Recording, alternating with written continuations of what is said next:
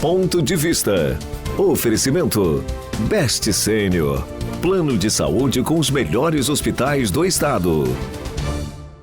Garantir o equilíbrio das contas públicas, manter a economia aquecida, atrair investimentos e, ao mesmo tempo, oferecer qualidade de vida para a população. Esse é o desafio de qualquer governo e não é diferente aqui no Espírito Santo.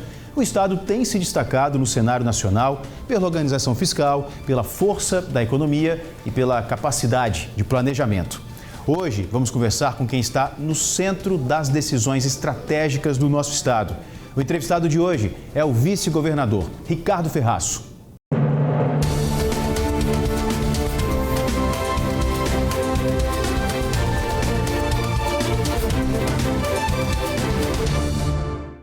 O Espírito Santo tem sido exemplo de equilíbrio fiscal e inovação na gestão pública. Atualmente ocupa a primeira posição no ranking nacional de transparência, é considerado o estado com maior solidez fiscal do Brasil. Mas afinal, como conciliar contas em dia, crescimento econômico e qualidade de vida? Essas são algumas questões que vamos discutir a partir de agora com o vice-governador Ricardo Ferraço. Governador, obrigado demais pelo seu tempo, por estar aqui com a gente. Eu sei que sua agenda é muito corrida, muito intensa, mas é uma honra te receber aqui no Ponto de Vista. Prazer é todo meu, Felipe. Obrigado por ter vindo. Vamos começar então, governador, falando sobre a gestão fiscal. Quais são as estratégias para manter esse equilíbrio sem abrir mão de investimentos em áreas essenciais do nosso estado? Felipe, tem uma questão que me parece ser até mais importante que isso, né? Por que você precisa manter as contas em dia? Por que isso é importante? Casa arrumada, né? Que tipo de consequência isso traz para as pessoas? Isso é fundamental. Contas em dia na vida pessoal, contas em dia na sua empresa e assim por diante. Se o governo não for organizado, não tiver organizado, ele não consegue cuidar das pessoas. Se o nosso governo não for organizado, ele não tem capacidade de investir.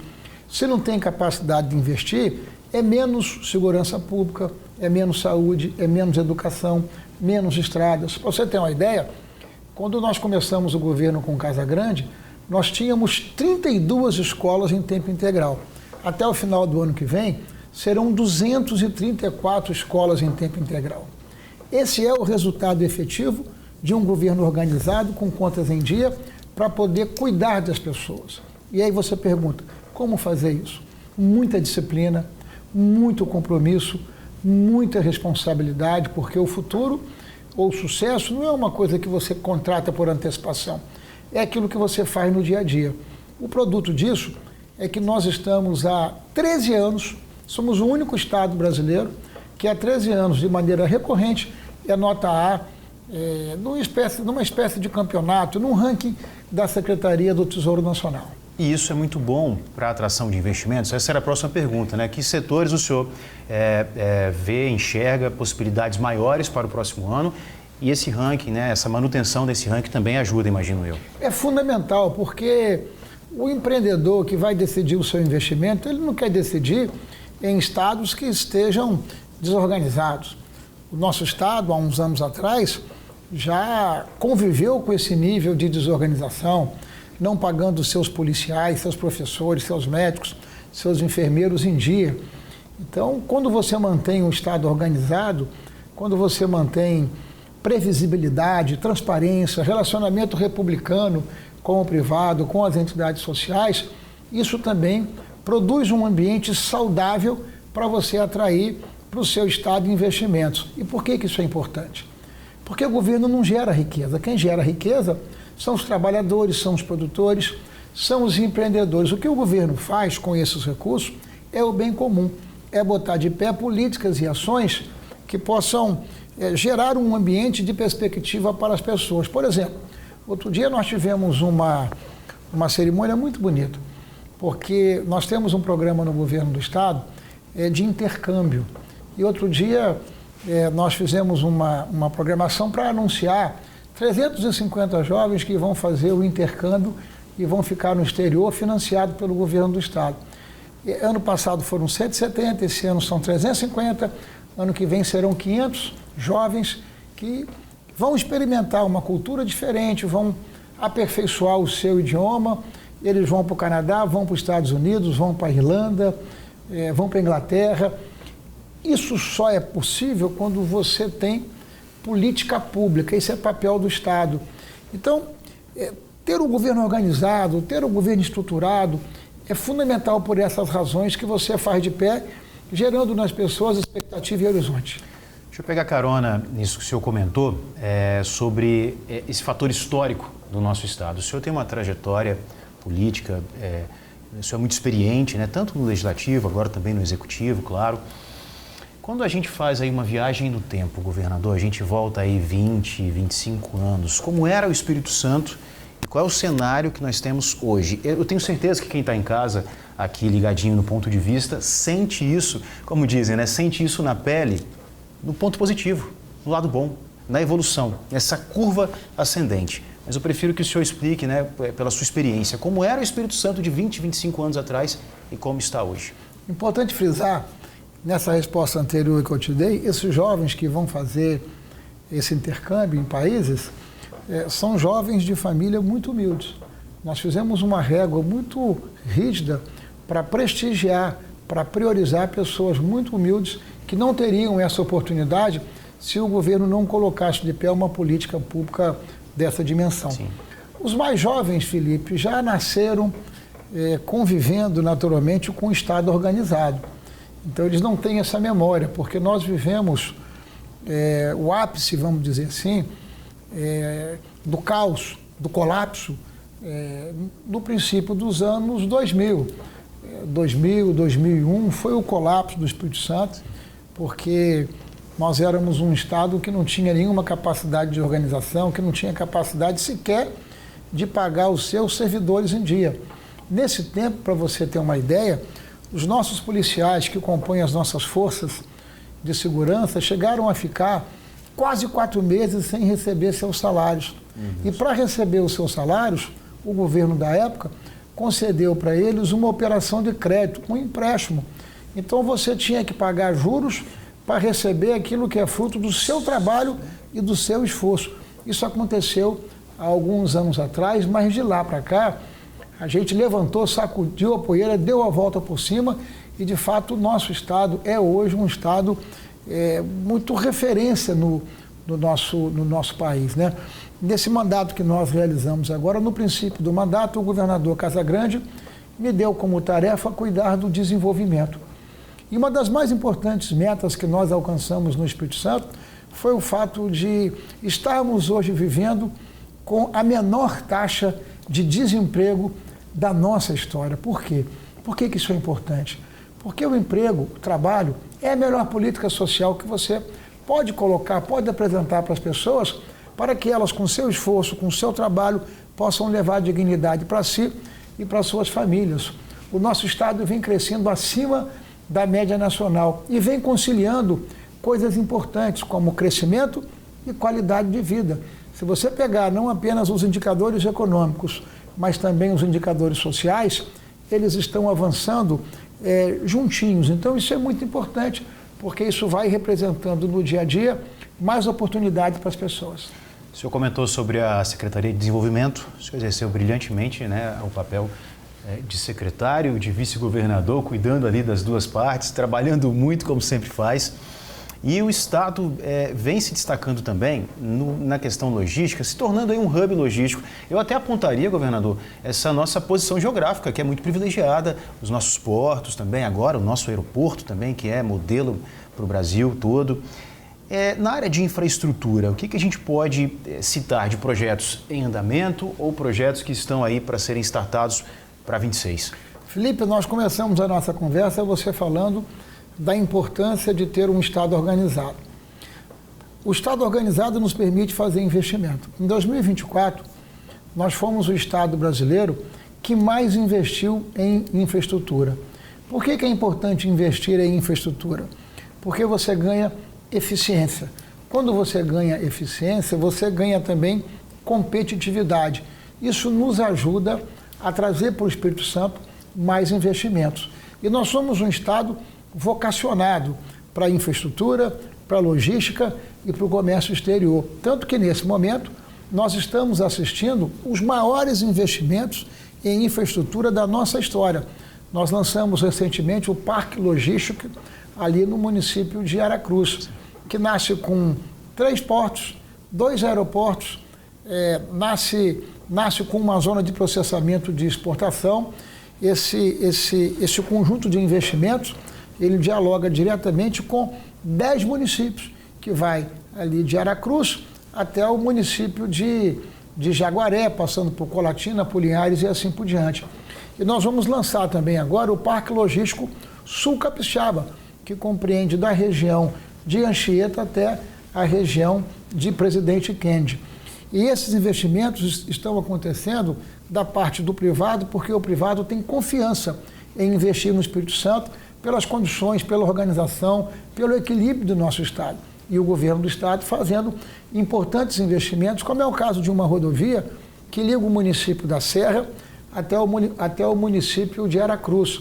A primeira etapa praticamente pronta, vamos inaugurar ainda esse ano, que liga a Serra até Nova Almeida. E já contratamos a segunda etapa, que vai conectar Nova Almeida com o município de Aracruz, porque ali você tem o Parque Logístico e lá o governo do Estado está investindo também em 2 anéis rodoviários, conectando o Parque Logístico, os portos, com a BR-101.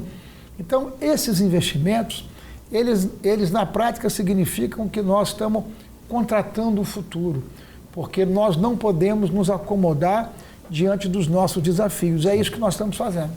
Não me recordo, governador, eu sou jornalista, né? Trabalho em TV desde 2005, 2006, e jornalista é aquele bicho observador, né? Que adora número, que adora acompanhar a evolução, adora entender melhor as questões sociais. E eu não me recordo aqui, dentro da minha imaturidade, não me recordo um momento em que o nosso Estado tenha vivido algo tão positivo. Onde a gente passa hoje, em qualquer município, tem uma obra acontecendo, tem uma melhoria acontecendo, constante, contínua, e nas mais diversas áreas. A gente vai para a área do saneamento, que é uma área onde eu também atuo, a gente vai para a área de infraestrutura. Então, eu queria ouvir do senhor, né, o senhor com a sua experiência, entende que esse é um momento realmente privilegiado do nosso Estado, se a gente for pegar a nossa série histórica?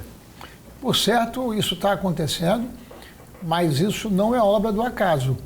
Isso, por certo, é consequência das escolhas que nós capixabas temos feito ao longo dos últimos anos, apostando nas pessoas com capacidade, com experiência, com maturidade, para poder planejar e não apenas planejar, porque muita gente planeja e não entrega.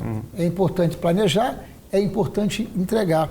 Eu acho que no Espírito Santo nós temos uma conciliação de poder público organizado, colocando de pé políticas eficientes. Veja você, por exemplo, os resultados que nós temos alcançado na educação.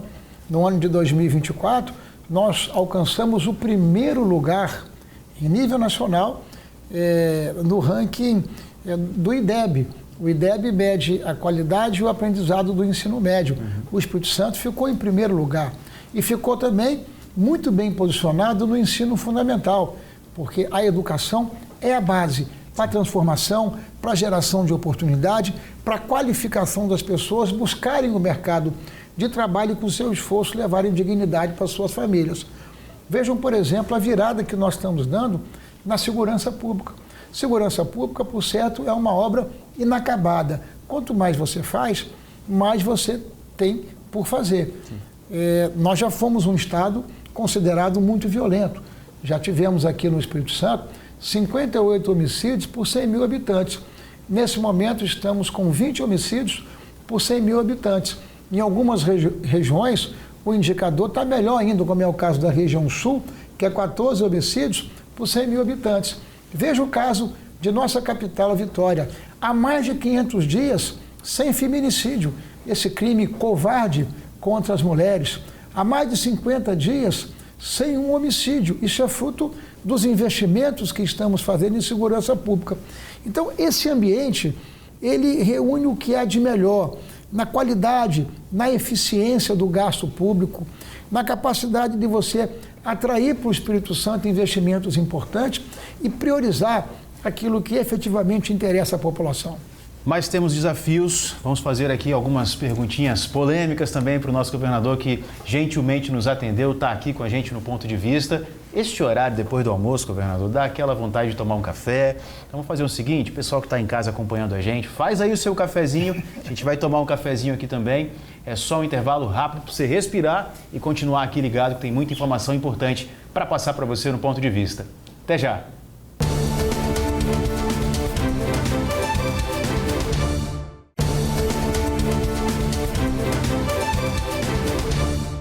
De volta com Ponto de Vista, na sua companhia e na companhia do nosso vice-governador Ricardo Ferraço, que gentilmente nos atendeu, conseguiu um espaço na agenda para poder conversar com você, trazer informações importantes sobre o nosso estado, o nosso Espírito Santo. Governador, falamos aqui já sobre infraestrutura, passeamos rapidamente sobre segurança pública, eu gostaria inclusive de voltar nesse tema logo mais, mas eu não posso deixar de perguntar sobre o tarifaço, que gerou muito debate, gerou um desconforto muito grande, o tarifaço do Donald Trump, do governo americano.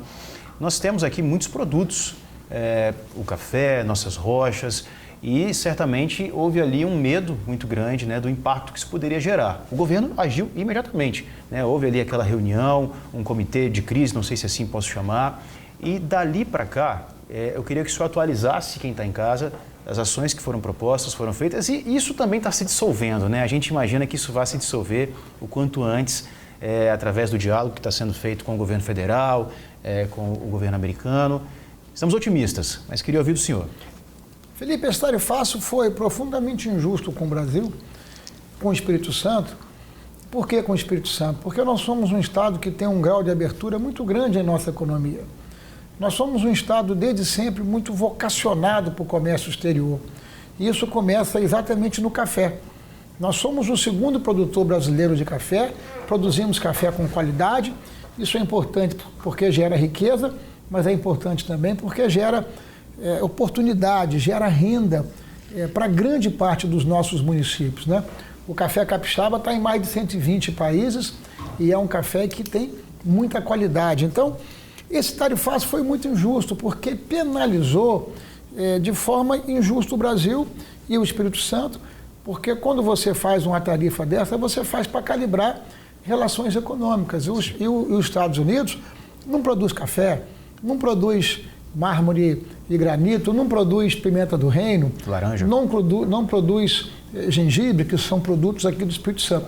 Então, logo que o tarifaço veio, o governador Casagrande constituiu um grupo de trabalho, que nós lideramos esse grupo de trabalho para que a gente pudesse gerar e produzir alternativa para as empresas que foram afetadas por esse tarifaço. Num primeiro momento, ficamos de fato muito preocupados. Logo em seguida veio uma lista que excluiu um conjunto desses produtos, mas nós estamos ainda lutando muito para poder tirar dessa lista produtos como mármore e granito, como café, pimenta do reino, gengibre. Você pega o caso do gengibre, é um produto que 90% daquilo que nós produzimos aqui é exportado. O Espírito Santo é o primeiro produtor brasileiro de gengibre, é o primeiro produtor brasileiro de pimenta do reino. E essa produção é toda ela liderada pela propriedade de base familiar. Então, o que fizemos nesse período foi disponibilizar crédito em condições adequadas para que as pessoas, para que esses empreendedores pudessem atravessar esse momento de dificuldade enquanto buscam mercados alternativos. De igual forma, nós também criamos condição fiscal e tributária para dar aos nossos empreendedores uma condição de superar essa fase. E na contrapartida, qual foi a nossa demanda? Que as empresas não desempregassem as pessoas. Isso aconteceu e nós estamos muito otimistas. Eu acho que nós vamos ter a subtração dessas tarifas, tanto para o café, como para o mármore e granito, como para o gengibre, como para a pimenta do reino, porque os Estados Unidos não produzem esses produtos. Então, isso está gerando para eles um enorme problema no desabastecimento. Eu estou muito confiante que logo, logo isso vai passar. Você acha que foi uma oportunidade também para os nossos produtores buscarem novos mercados ou não houve tempo para isso? É uma necessidade, mas a busca de novos mercados exige tempo, planejamento, e isso não acontece da noite para o dia. Então, enquanto os nossos empreendedores estão buscando novos mercados, nós precisamos estender a mão do governo, porque o governo organizado com capacidade de investimento tem que ter poupança para socorrer os seus empreendedores e nós conseguimos uma boa pactuação e, como contrapartida, a manutenção dos empregos. Isso que é importante. Há poucos dias, finalzinho do mês de outubro, agora na área da segurança pública, no final do mês de outubro, o Brasil e o mundo acompanharam uma grande operação que aconteceu no Rio de Janeiro. Foram registradas muitas mortes, de acordo com a Polícia do Rio e com o governo do Rio, na maior parte de criminosos. 4 policiais também foram vitimados, 4 policiais morreram nessa grande operação, mais de 120 pessoas morreram no total. Governador, toda vez que acontece algo nesse sentido, alguma operação, não dessa magnitude, porque eu acho que essa foi a maior, a mais letal que o Rio de Janeiro já assistiu. Mas quando ocorre esse tipo de situação, os capixabas ficam muito apreensivos pela possibilidade de que traficantes, criminosos possam buscar novos mercados, novos lugares para que consigam prosseguir com suas operações ilícitas. E logo se pensa que eles podem vir para o Espírito Santo. Vamos tranquilizar o pessoal que está em casa, né? Primeiro que a gente tem o estado que o senhor já explicou a respeito da redução do número de homicídios, de criminalidade, fruto de um trabalho incansável que vem sendo executado de forma brilhante. E se o senhor puder explicar também um pouquinho sobre o estado presente, eu acho que isso é muito legal. Mas sobre essa situação, para a gente tranquilizar quem está em casa, o que o Espírito Santo prevê, como fazer para que isso não aconteça, para que eles não, de fato, busquem o mercado aqui do Espírito Santo, achando que é assim que funciona?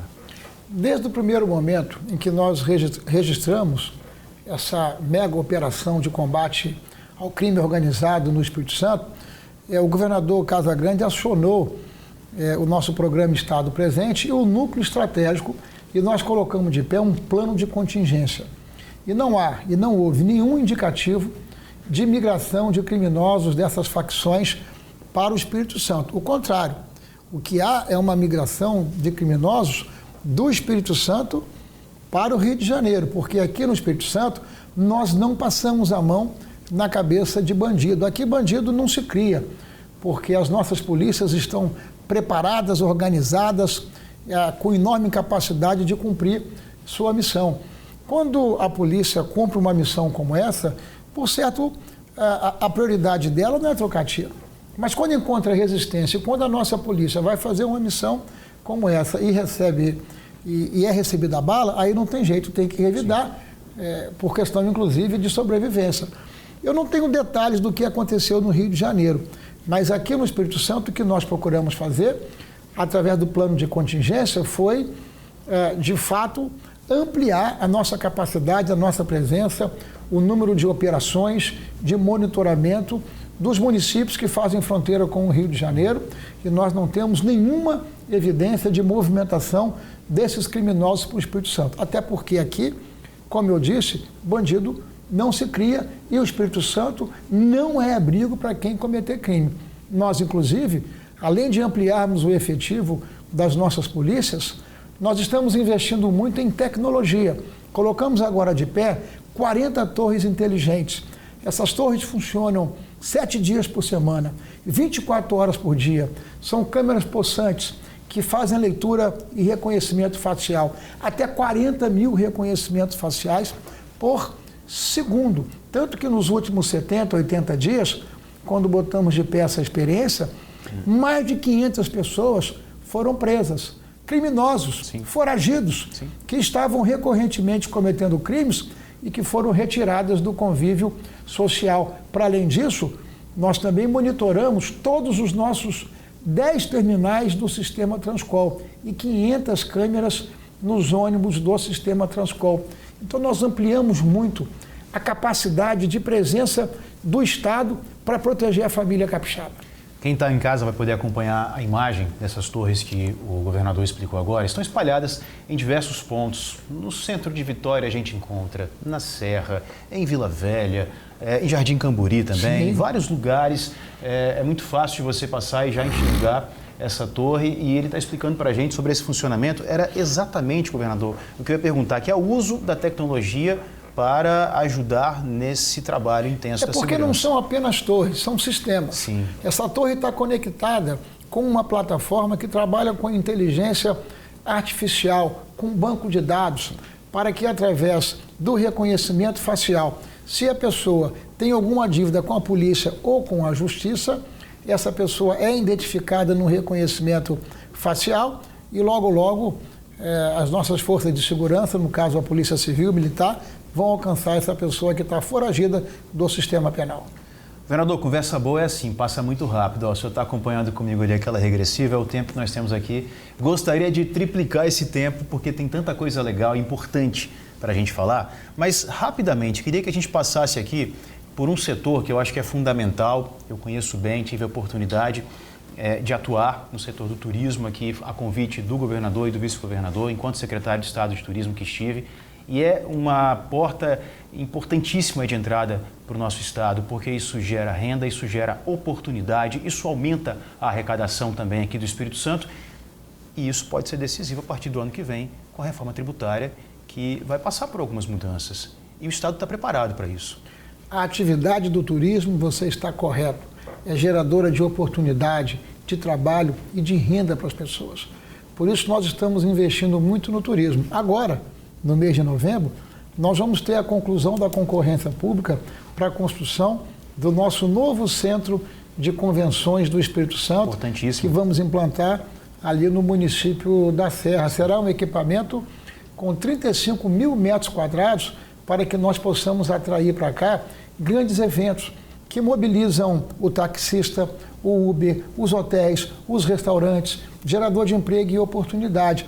Veja você que nesse momento agora, nós estamos na fase final de conclusão do Teatro Carlos Gomes, devolvendo o Teatro Carlos Gomes à nossa capital Vitória. Estamos concluindo também o Cais das Artes, onde nós teremos um museu e logo, logo teremos um teatro. Então nós estamos ampliando os nossos equipamentos para que o turismo possa continuar crescendo muito. O turismo em 24 cresceu 12% no Espírito Santo, muito acima da média nacional. Então, o turismo de negócio, o agroturismo, o turismo de montanha, de nossas praias, aonde você vai, em qualquer lugar do litoral capixaba, você tem uma obra de infraestrutura importante, como foi Piúma, como foi Presidente Kennedy, Marataízes, Guarapari, o engordamento da praia de Meaípe, Vitória, Serra, até Conceição da Barra, Itaúnas, porque nós acreditamos que o turismo é de fato uma ferramenta muito importante para nos ajudar no desenvolvimento com geração de emprego e oportunidade no Espírito Santo. Governador, para a gente poder encerrar, eu queria que o senhor descrevesse aqui o papel da política nesse processo de construção do futuro. A gente falou um pouquinho sobre o passado, falamos muito sobre o presente, mas a gente não pode deixar de pensar no futuro e no quanto o Espírito Santo, quanto os nossos gestores precisam estar preparados, alinhados e antenados para que essa crescente continue, para que o Espírito Santo continue nesse trilho do desenvolvimento. Então, eu queria que o senhor comentasse isso, o papel da política nesse processo de construção do futuro. A política com P maiúsculo é fundamental. A politicagem tem que ser descartada. Foi a política com P maiúsculo que nos permitiu que nós dessemos uma virada no nosso estado do Espírito Santo. Porque a política, ela é o mecanismo para você encaminhar os assuntos coletivos. E é isso que nós temos feito uma boa direção aqui no Espírito Santo. Eu acho que o nosso futuro está contratado, sabe, Felipe? Se a gente manter o Espírito Santo nesse rumo e nesse mesmo ritmo. Muito obrigado por ter vindo, obrigado por seu tempo, esclarecendo as perguntas não só a mim, como a você de casa, que está aí ligadinho no Ponto de Vista, todos os dias aqui na TV Tribuna Band, a partir das 2 da tarde. Vice-governador Ricardo Ferraz, muito obrigado por ter vindo. Obrigado, Felipe. Valeu. Foi uma honra. Obrigado. Boa tarde. Tchau, gente. Boa tarde.